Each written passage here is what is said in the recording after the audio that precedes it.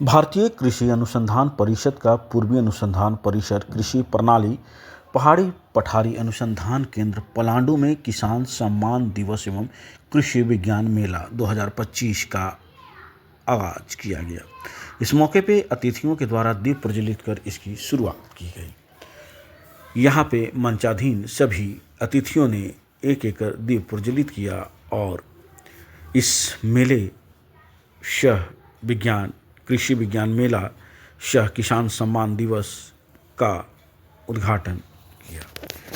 इस मौके के पे कोने कोने से किसान आए।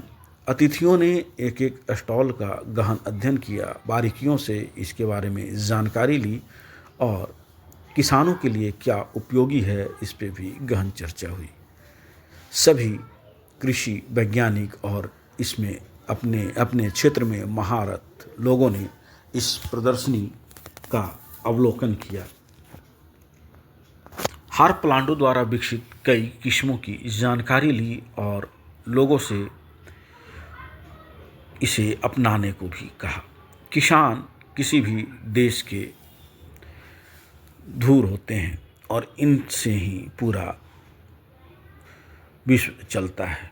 ऐसे में कृषि वैज्ञानिकों ने न सिर्फ सब्जी फसल बल्कि फल और मेडिटेशन प्लांटों पे भी खासा जोर दिया। किसानों की आय दुगनी कैसे हो इस पे भी लोगों ने कई तरह की बातें की।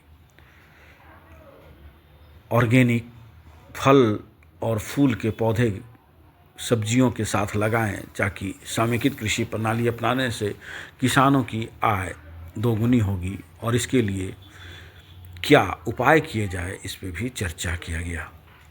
किसान प्रदर्शनी में किसानों ने कई तरह की सामग्रियां लाएं जिसमें आकर्षण का केंद्र 20 किलो का ओल और 30 किलो का कोहड़ा भी रहा।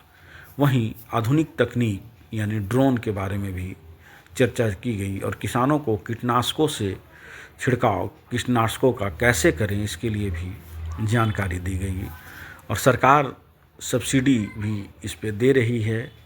समूह में यानी एफपीओ के माध्यम से किसान इसे खरीद सकते हैं। वहीं अगर सोलर की बात करें तो अभी सोलर भी एक पहचान बनी है और यह दिवस था चौधरी चरण सिंह की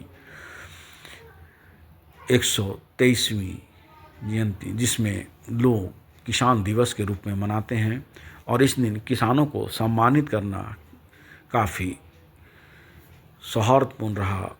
और किसान प्रदर्शनी में एक से बढ़कर एक किसानों ने अपने फलोत्पाद को प्रदर्शनी में लगाया, चाहे ब्रोकली हो, सीम हो, टमाटर हो, बंद गोभी हो, बीट हो या फिर बड़े आकार के बेल हो। खासा आकर्षण का केंद्र रहा। लोग यहाँ आए, घूमे और इनकी जानकारियाँ ली। वहीं वनोत्पाद के द्वारा लोगों मूल्य संवर्धन कर अपने जीविकोपार्जन कैसे करें और इससे कैसे लोग जुड़े इस पे भी काफ़ी जानकारियाँ लोगों को दी गई।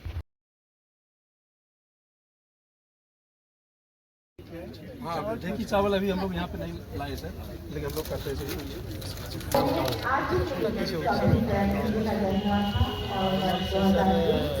नॉर्मली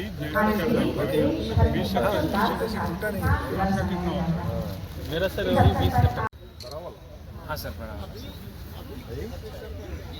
ये भी तरबूज है सर, बड़ा ये दोनों तरफ किसानों के लिए काम कर रहे हैं। जो धान गेहूँ लोग कर रहे हैं, धान गेहूँ के साथ कुछ वैसा एश्योर्ड कल्टीवेशन जिसमें एश्योर्ड प्राइस उनको मिले। बिहार, पूर्वी उत्तर प्रदेश, पश्चिम बंगाल, झारखंड, उड़ीसा, छत्तीसगढ़ की निरंतर सेवा करते हुए कृषि कितना किलो का होगा ये? हाँ? कितना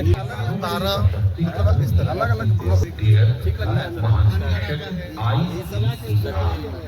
आया किसान सब कुछ चैनलों भी है, ग्रुप का इंडिविजुअल फार्मर भी है और अलग अलग बाई प्रोडक्ट भी है और साथ साथ फ्रेश वेजिटेबल भी है। बला से है, नया मुंडी है, लगभग 200 किलोमीटर से आता है।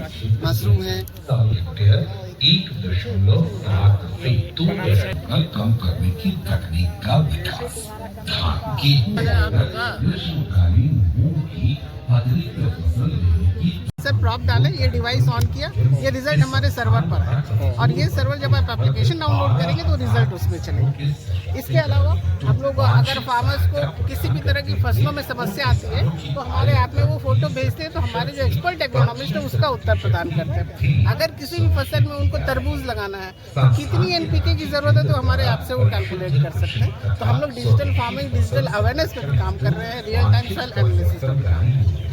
हार्दिक स्वागत और अभिनंदन है।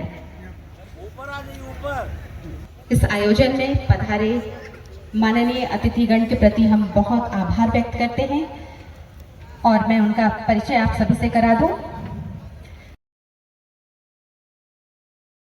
संस्करण संस्थान रांची और पूर्व निदेशक, साथ ही इस अवसर पर यहाँ पधारे भारतीय कृषि अनुसंधान परिषद के अन्य संस्थानों के प्रतिनिधिगण, अधिकारीगण का भी बहुत बहुत स्वागत करते हैं। और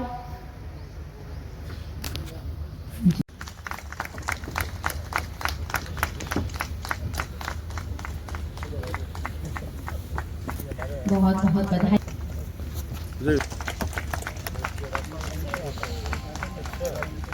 कि आपकी यहाँ से बहुत सारी प्रजातियाँ निकाली गई हैं, बीज उपलब्ध कराया जा रहा है, मशरूम की खेती पर काफ़ी ध्यान दिया गया है और मैं कम्प्लीमेंट करता हूँ यहाँ के जो अभी हेड है डॉक्टर अवनी कुमार सिंह AK सिंह, कि कुछ ही दिनों में